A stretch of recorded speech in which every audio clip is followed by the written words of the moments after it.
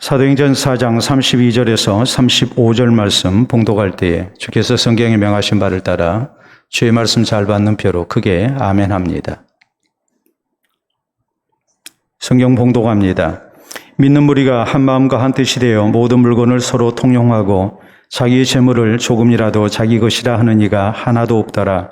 사도들이 큰 권능으로 주 예수의 부활을 증언하니 무리가 큰 은혜를 받아 그 중에 가난한 사람이 없으니 이는 밭과 집 있는 자는 팔아 그 판 것의 값을 가져다가 사도들의 발 앞에 두매 그들이 각 사람의 필요를 따라 나누어 줍니다.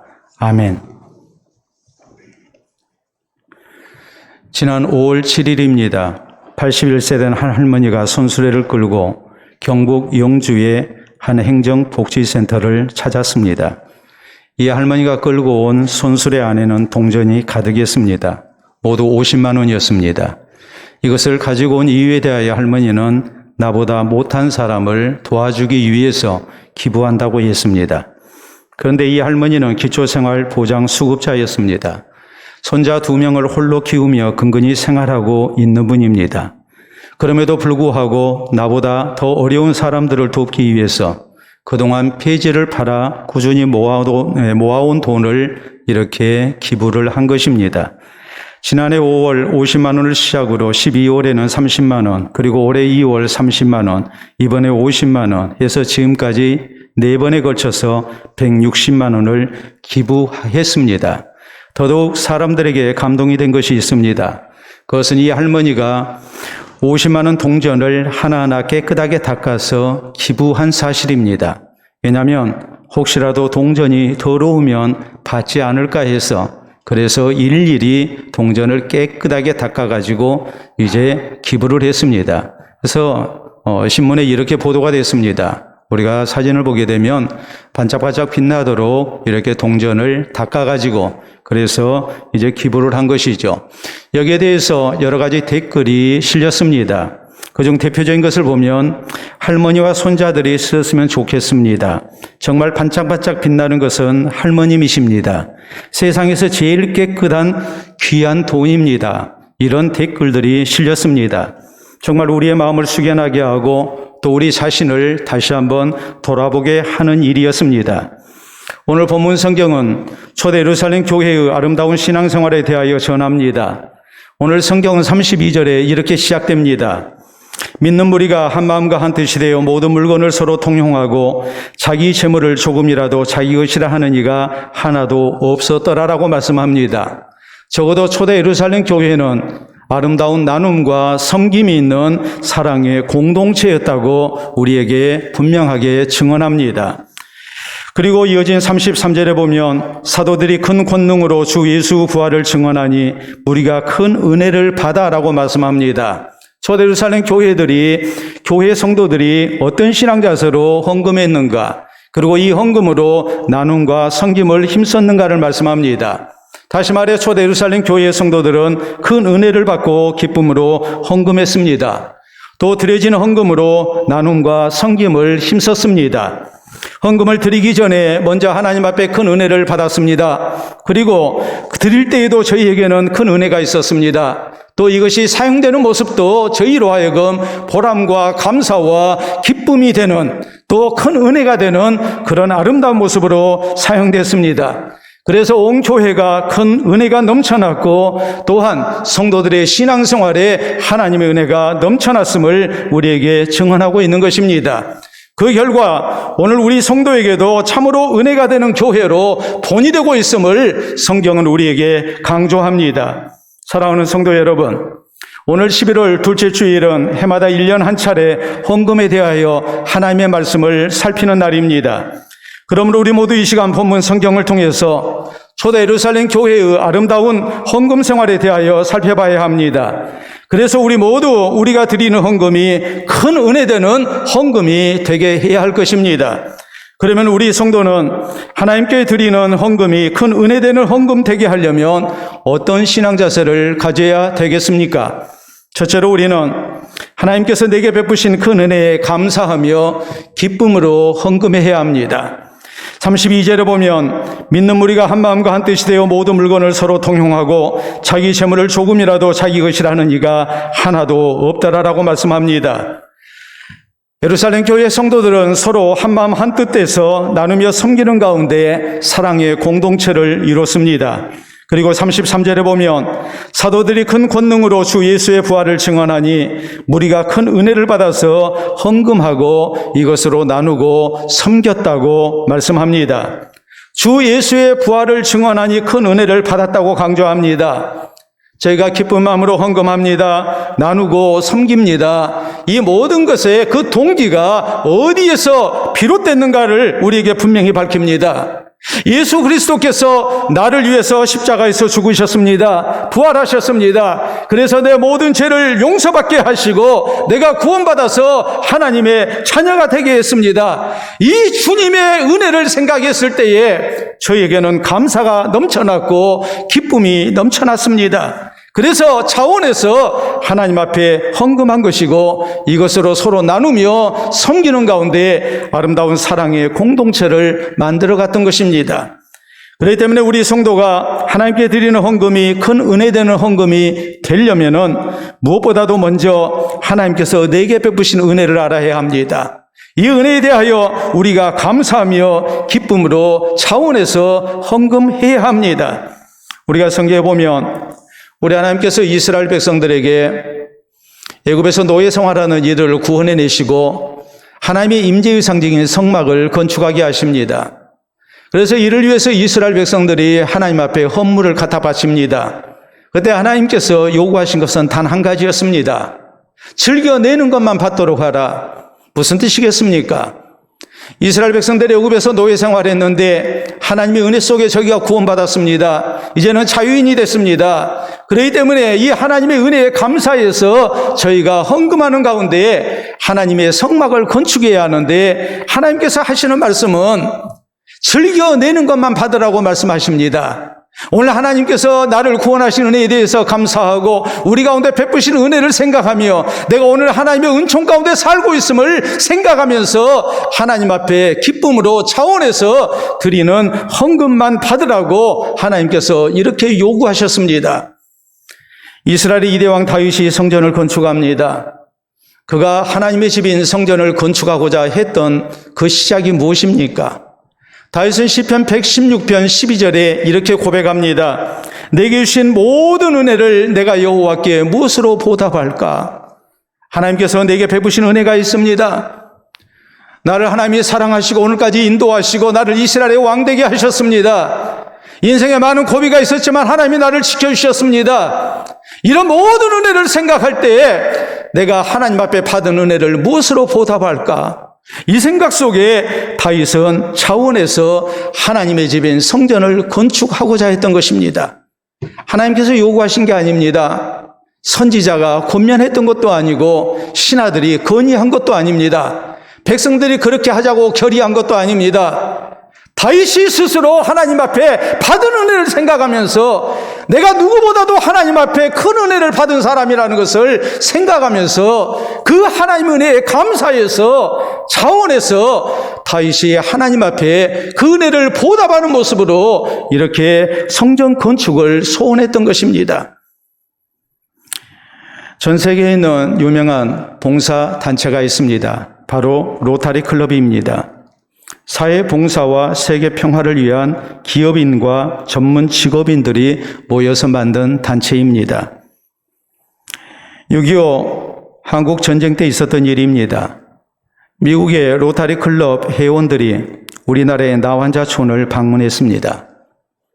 한 젊은 간호사가 나병 환자의 썩어져가는 상처 부위에 고름을 닦아주며 정성껏 치료하는 모습을 봤습니다. 의료 선교사로 우리나라에 와서 봉사하고 있는 그런 간호사였습니다. 그러므로 그 모습이 얼마나 아름답고 감동이 됐던지 회원 가운데 한 사람이 사진을 찍고서 그 간호 선교사에게 이렇게 말합니다. 나는 오늘 100만 불을 주고도 살 수 없는 사진을 찍었습니다. 이 말에 대해서 간호사는 이런 말을 합니다. 우리가 글로 확인해 봅니다.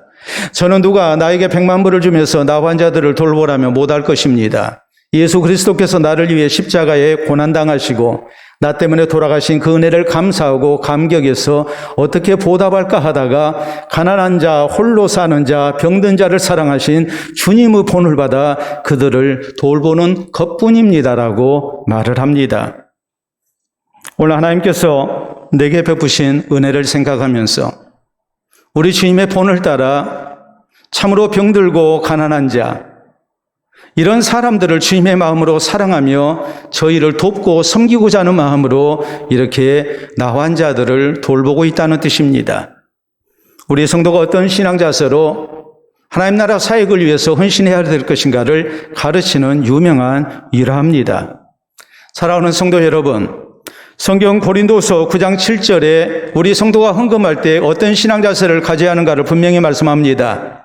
인색함으로나 억지로 하지 말지니 하나님은 즐겨내는 자를 사랑하시느니라라고 강조하십니다.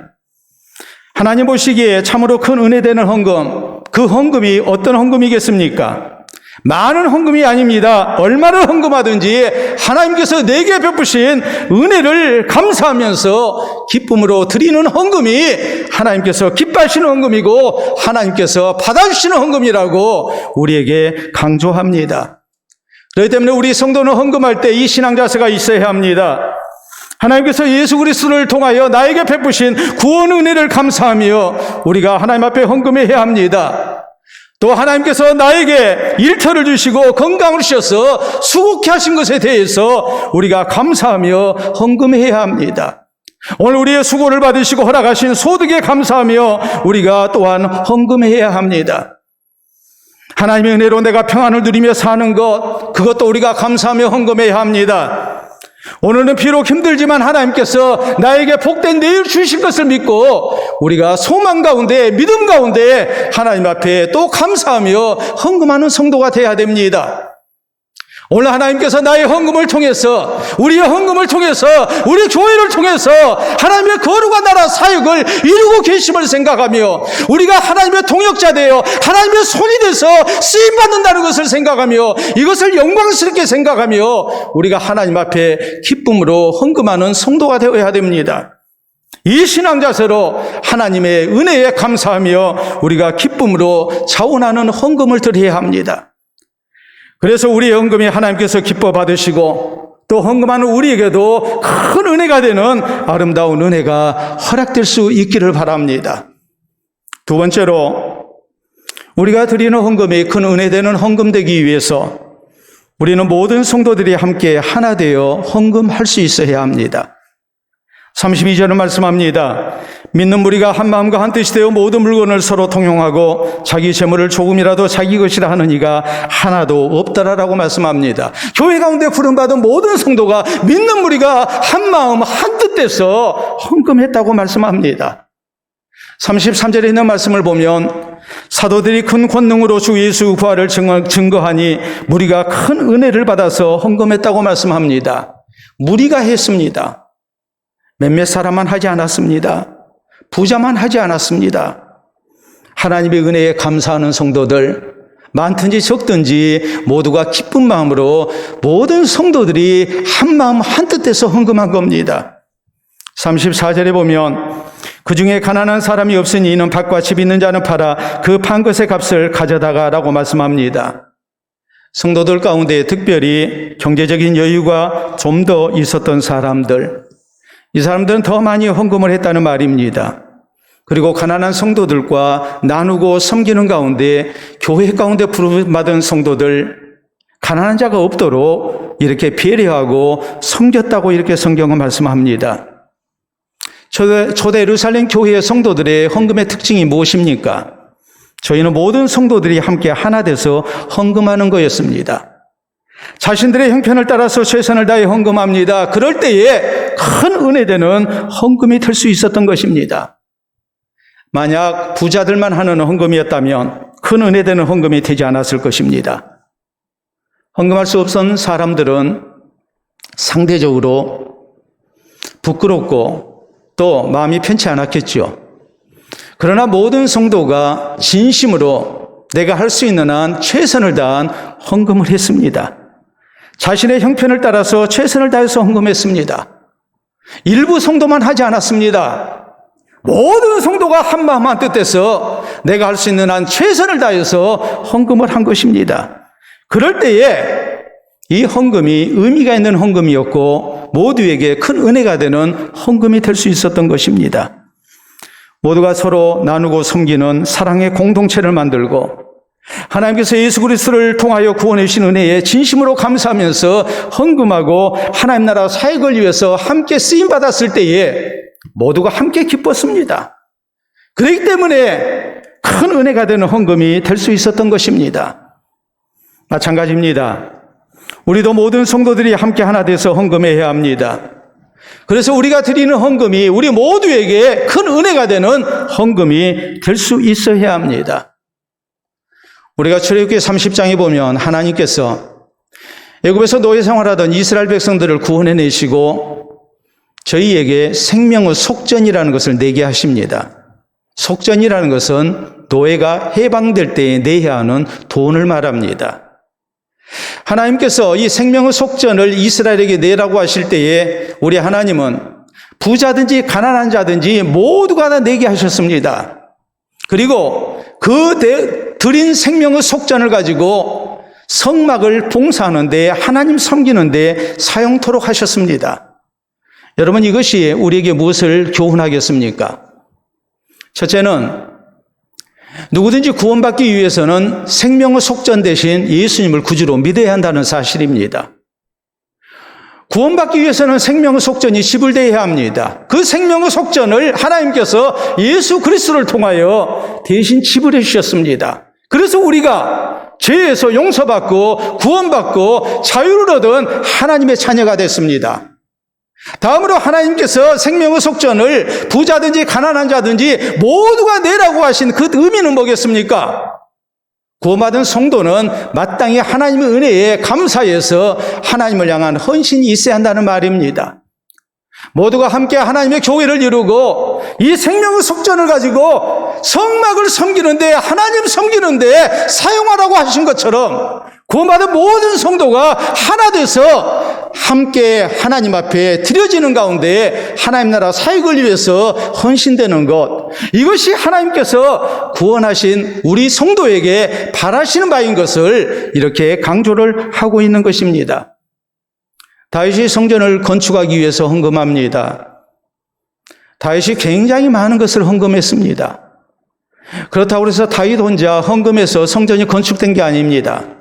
신하들이 거기에 동참합니다. 그리고 일반 백성들이 동참합니다. 온 이스라엘이 함께 된 가운데에 하나님의 집을 세웠고 하나님께 영광을 돌려드리는 모습으로 쓰임을 받았습니다. 이것이 오늘 하나님의 교회를 이루는 우리 모든 성도가 하나 돼서 한마음 한뜻 돼서 하나님 앞에 함께 헌신되고 헌금해야 함을 우리에게 가르치는 아주 중요한 역사적 교훈인 것을 우리가 잊어서는 안 됩니다. 전 세계에 징기록을 모아놓은 책이 있습니다. 우리가 잘 아는 기네스북이죠. 기네스북에 보면 여러 가지 신기록이 나와 있습니다. 그 신기록 가운데 이런 것을 사용해서 이렇게 세운 신기록이 있습니다. 한번 보도록 하겠습니다. 여러분 보시게 되면 저기 어떤 물건이 나와 있죠. 저기 뭐냐고 물으면 모르시는 분들은 꼭 드라이기처럼 생겼다고 얘기합니다. 드라이기가 아니고 저게 뭘까요?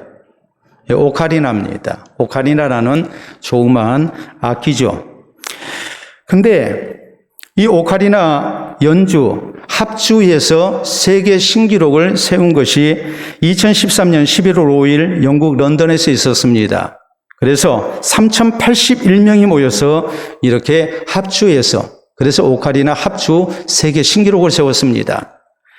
그런데 2016년 9월 11일 광주 남구민들, 남구에 거주하는 학생들과 주민들이 이렇게 모여가지고 오카리나 합주 세계 신기록을 세웠습니다. 그때 함께했던 사람들은 8,647명이었습니다. 모두가 한마음 하나 돼서 합주를 합니다. 국립아시아문화전당에 모여서 금남로 일대를 채운 가운데 8,000여 명의 사람들이 모여서 오카리나 합주를 했습니다. 김태현 광주대학교 음대학과 교수가 지휘를 했고 아리랑과 아침이슬로의 세 곡을 이렇게 연습을 해서 그래서 모두가 다 합주를 했습니다. 우리가 사진으로 한번 만나보도록 합니다. 자, 지휘자인 김태형 교수, 다음 사진을 보시게 되면 당시 광주시장이었던 윤장현 광주시장과 또 교육감인 장희국 교육감의 모습이 보입니다. 또 다음 사진 보게 되면 대통령 되기 전 문재인 대통령께서도 여기에 동참을 했습니다. 또 다음 사진 또 계속 보게 되면 이렇게 학생들이 많이 모여서 이렇게 합주를 했습니다. 어르신들도 모였죠. 저런 학생들의 모습, 또 이어진 사진, 또 다음 사진 보게 되면 저렇게 많은 사람들이 모여서 이렇게 오카리나 합주를 했습니다.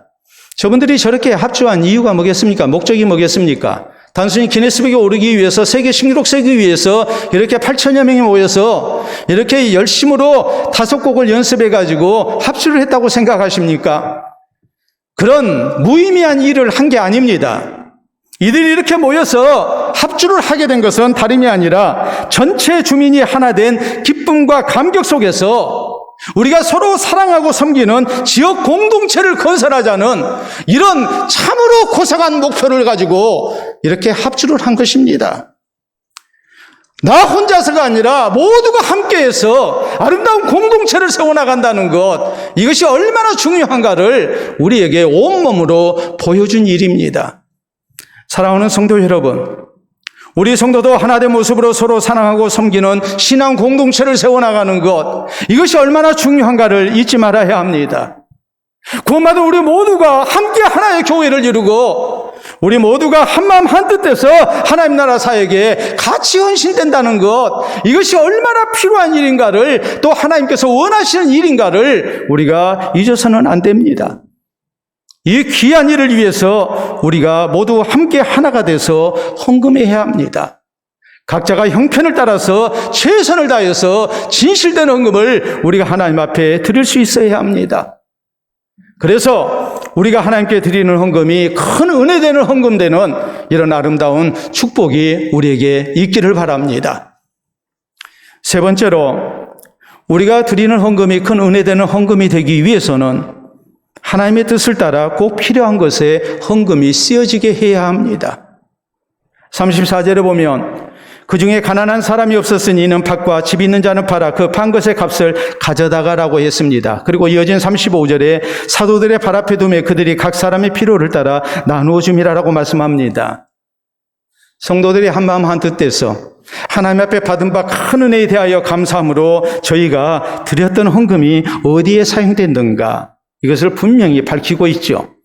가난한 성도들을 섬기는 데 사용됐습니다. 하나님께서 기뻐하시는 선한 사역을 위해서 이렇게 기꺼이 아낌없이 사용이 됐습니다. 그럴 때에 큰 은혜 되는 헌금이 될 수 있었던 것입니다. 만약에 성도들이 드리는 헌금이 하나님의 뜻과 상관없이 잘못 사용됐다면 절대로 은혜가 되지 아니했을 것입니다. 오히려 큰 시험이 되었을 것입니다. 이것은 오늘날 역시 마찬가지입니다. 우리가 하나님께 드린 헌금이 하나님의 뜻을 따라서 꼭 필요한 것에 사용될 때에 그 헌금이 큰 은혜가 되는 헌금이 될 수 있습니다. 우리가 어디에 사용해야 합니까? 가난한 자와 함께 나누는 일에 사용돼야죠. 또 생명의 복음을 전하기 위해서 우리가 선교하는 일에 사용해야 합니다. 미자립 교회를 위해서, 또 연약한 이웃을 위해서 사용해야 합니다. 하나님께서 우리에게 맡겨주신 어린 생명들, 우리의 자녀들이 신앙으로 잘 양육받을 수 있도록 여기에 사용해야 합니다. 함께 구원받은 사랑하는 성도들의 신앙 성숙을 위해서, 또 아름다운 성도의 교제를 위해서 우리가 드리는 헌금이 사용되어야 합니다. 뿐만 아니라 교회의 장기 발전을 위해서 우리가 헌금을 사용해야 합니다. 하나님께 드려지는 헌금이 잘못 사용되는 일이 있어서는 안 됩니다. 하나님께 드려지는 헌금이 단순히 교회가 부동산이나 늘리고 하기 위해서 사용해서는 안 됩니다. 하나님이 시대 우리에게 왜 이것을 맡기셨는가? 이것을 통해서 하나님이 기뻐하시는 일이 무엇인가를 생각하면서 우리가 나눔과 선교하는 일에 사용해야 하고, 또한 생명을 성장시키는 일에, 구원하는 일에 우리가 아낌없이 사용할 수 있는 교회가 되어야 됩니다. 그럴 때 하나님께서 기뻐하시고 헌금이 사용되는 것을 보면서 우리가 시험 들지 아니하고 오히려 큰 은혜를 받을 수 있다는 것을 우리는 명심해야 합니다. 고린도서 8장에 보면 마게도냐 교회가 흉년된 예루살렘 교회를 위해서 구제 헌금을 합니다. 그럴 때에 이 헌금을 사도는 크게 칭찬했고 본받으라고 강조합니다. 빌립보서 4장에 보면 사도 바울의 선교 사역을 위해서 빌립보 교회 성도들이 헌금합니다. 저희는 선교 헌금을 통해서 사도 바울의 선교 사역에 동참했습니다. 그러므로 바울은 말합니다. 하나님께서 기쁘시게 받으시는 향기로운 헌금을 했다. 크게 칭찬하며 또한 저희를 축복합니다. 디모데전서 6장에 보면 하나님께서 우리에게 허락하신 재물을 우리가 어떻게 사용해야 하는가? 선을 행하고 선한 사업을 많이 하고 나누어 주기를 좋아하는 모습으로 우리가 이것을 사용해야 한다고 성경은 또한 강조합니다. 오늘날 소비 행태를 얘기할 때에 가치 소비라는 경제 용어가 있습니다. 가치 소비는 소비자가 광고나 브랜드 이미지에 휘둘리지 않고 자신의 가치 판단을 토대로 제품을 구매하는 합리적인 소비 방식을 얘기합니다. 소비자는 자신이 가치를 부여하는 제품에 대해서는 과감하게 소비합니다. 그러나 그렇지 않은 제품에 대해서는 값싸고 실속 있는 제품을 선호합니다. 예를 들어 이렇습니다. 기업의 사회 공헌도와 또 그 기업이 윤리적 기업인지 이런 것을 따져서 그래서 어떤 때는 그 기업의 제품을 불매운동 벌이기도 하고 혹은 기꺼이 사주기도 합니다. 동물 복지를 생각하면서 혹시라도 내가 구입하는 제품이 동물 복지를 신경 쓰지 아니한 거라면 그런 제품은 구입하지 않습니다. 동물 복지를 신경 쓰면서 만들어낸 달걀이랄지 어떤 육고기라면 비싼 돈을 주고라도 기꺼이 그것을 구입합니다. 비싸다고 생각하지 않습니다. 동물 복지를 위해서 내가 동참하고 있다는 거기에 가치를 부여하기 때문입니다. 또 그렇죠. 지구의 자연 환경을 생각해서 친환경적인 제품을 이렇게 구입합니다. 혹시라도 지구 자연 환경을 파괴하는 제품이라면 그것을 구입하지 않습니다. 그러나 비싸더라도 친환경적인 제품이라면 얼마든지 많은 돈을 주고라도 구입할 의사가 있습니다.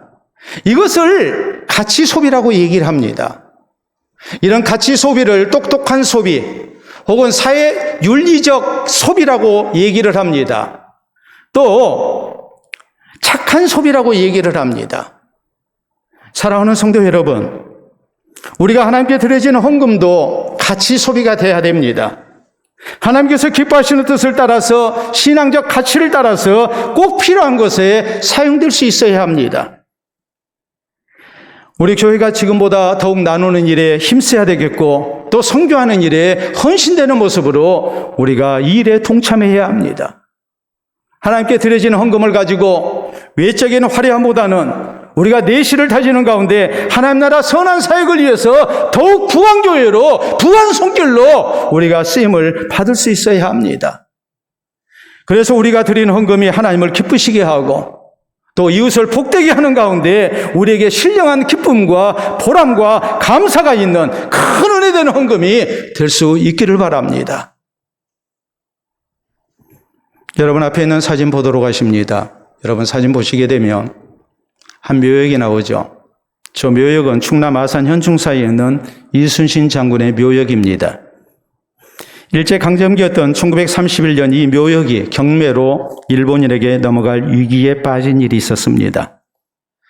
당시 이순신 장군의 13대 종손인 이종옥 선생이 독립운동을 하며 독립군의 군자금 모금을 위해 이 선산을 담보로 해서 은행빚을 지게 됐습니다. 그런데 갚을 길이 없습니다. 그래서 경매 절차에 들어가게 된 것입니다.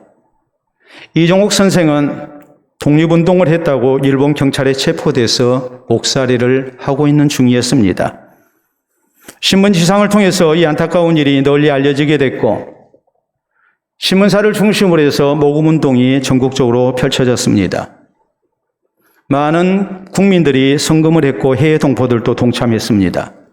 무려 2만여 명이 성금 모금운동에 동참을 했습니다.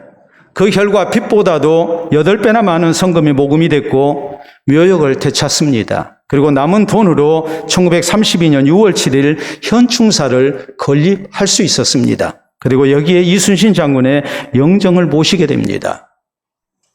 이 일에 대해서 1931년 6월 26일자 신문을 우리가 보도록 하겠습니다.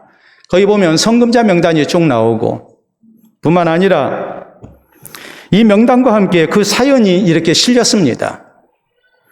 여러분 보시게 되면 저 기사의 가운데 제목이 나와 있죠. 이 단성, 오른쪽에서 왼쪽으로 읽어야 합니다. 이 단성, 단은 붉을 단자 혹은 정성스러울 단자입니다.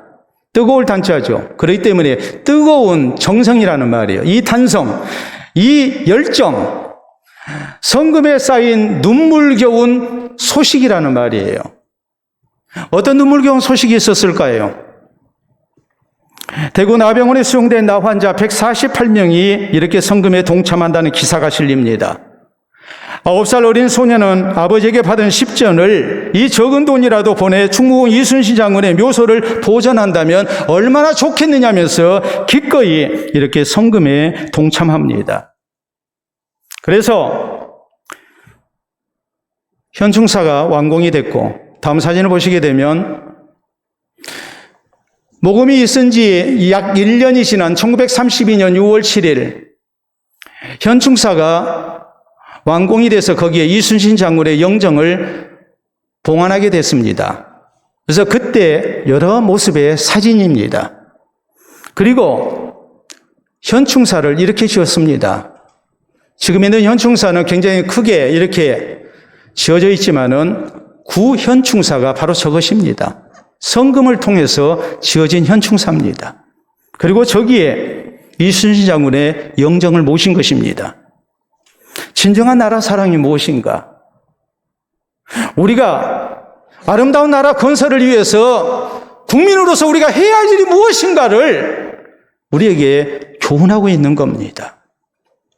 사랑하는 성도 여러분, 우리 모두 하나님 나라 백성으로 또 하나님 나라 사역을 위해서 어떤 모습으로 헌신되어야 할 것인가? 우리가 다시 한번 깊은 성찰이 있어야 합니다.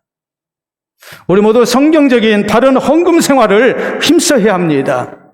우리가 하나님께 드리는 헌금이 하나님 앞에 큰 은혜 되는 헌금이 되어야 됩니다. 드리기 전에 우리 마음속에 하나님의 큰 은혜가 있어야 합니다. 그리고 드릴 때 감격스러워야 합니다.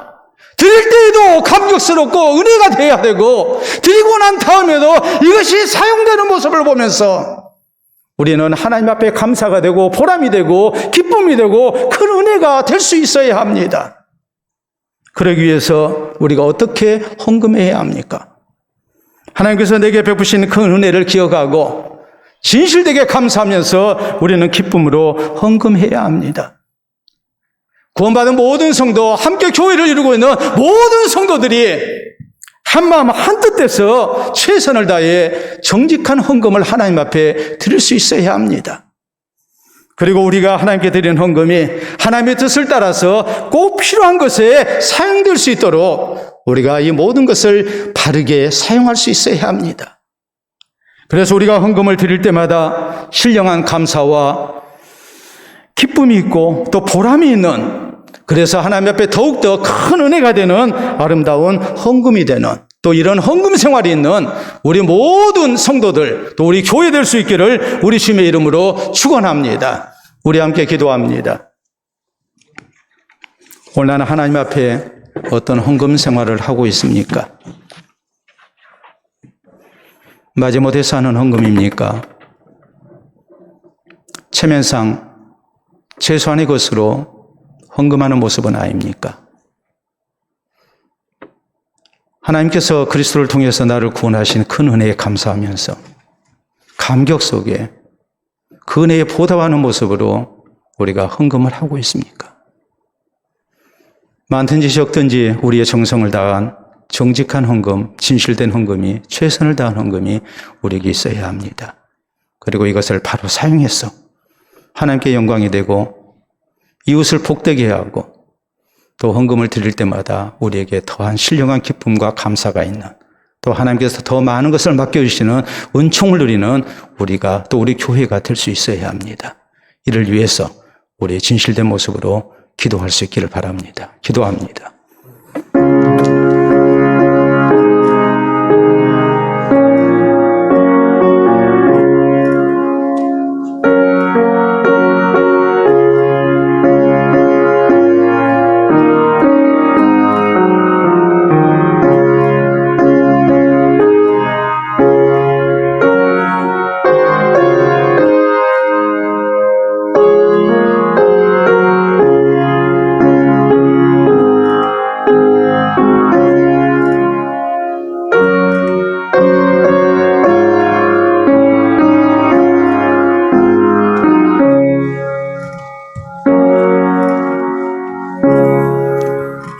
자비로우신 우리 아버지, 은혜를 진심으로 감사합니다. 온 세상의 주인 되시는 하나님께서 죄인된 우리를 그리스도를 통하여 구원해 주시고 또 하나님의 것을 누리며 우리가 영육간에 복된 백성으로 세상을 살게 해주신 것을 참으로 감사합니다. 우리를 하나님의 동역자로 세우시사 이 땅 가운데 하나님의 나라를 세우며 또 주께서 구원하시러 작정하신 영혼들을 우리가 부를 수 있도록 도우시니 참으로 감사합니다. 사랑하는 성도들, 하나님의 주신 은혜에 감사하여 우리 주님 앞에 진실되게 정직한 모습으로 헌금해 오늘까지 우리 교회가 나눔과 섬김을 힘쓰게 하시고 또 미자리 교회와 또한 선교사에게 더욱더 분발할 수 있도록 도우신 것 참으로 감사합니다. 우리 연약한 이웃들을 우리가 외면하지 않게 하시고 함께 나누며 우리가 하나님께서 기뻐하시는 세상을 만들기 위하여 적은 힘이나마 최선을 다할 수 있도록 해주신 것도 참으로 감사합니다. 오늘 말씀을 통하여 우리가 주 앞에 드리는 헌금이 얼마나 소중한지 또 얼마나 귀하고 복된 일인지 다시 한번 깨닫게 해주시고 또 우리가 기쁨으로 더욱더 하나님 나라 사역을 위해 헌신되게 해주신 것 참으로 감사합니다.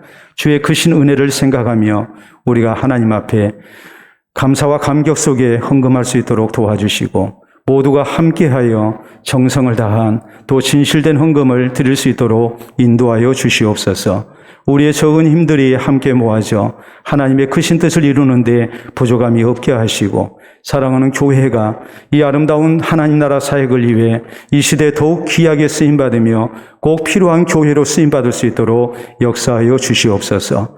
그래서 우리 사랑하는 성도들이 하나님 앞에 헌금할 때마다 감사가 있게 하시고 기쁨이 있게 하시고 은혜가 될 수 있도록 도와주시고 또한 아름다운 보람이 있도록 은혜를 더해 주시옵기를 원합니다.